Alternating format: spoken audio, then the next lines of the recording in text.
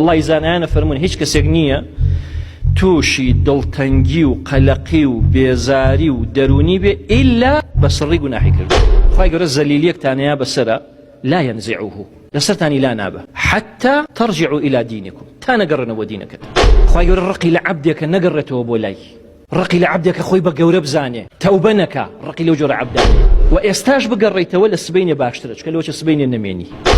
هاتەوە بە چەند گەورەیە چییە پاداشتەکەیان؟ خراپەکانیان بۆ گۆڕێ بە چاکە، چکە خوا لێخۆشبوو لێ بردێ.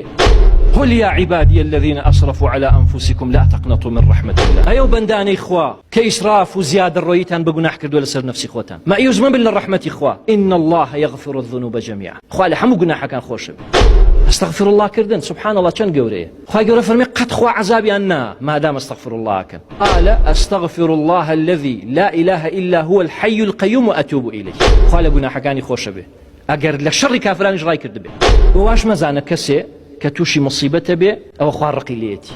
قرسترين كسانة كتوشي بلا مصيبة بون بيغمبرانن خوا خوش يوين تاولي نايا نخوش ناكوي خم ناخوي خفت داو ناقري درك يكيش ناچه بپيتا إلا هموي كفارة دي قناحا كان دعا كردن من بويك ما هي لي خوش بودا نوح فرمي ربي اغفر لي لمن خوش بخوايا ولوالدي ولدايك وباوكم وللمؤمنين والمؤمنات حمو باورداناني بيا وآفرت سبحان الله أجري هم يعني بو نسري إنساني واهيا لناو قوركي بطاوي باقا بيتوا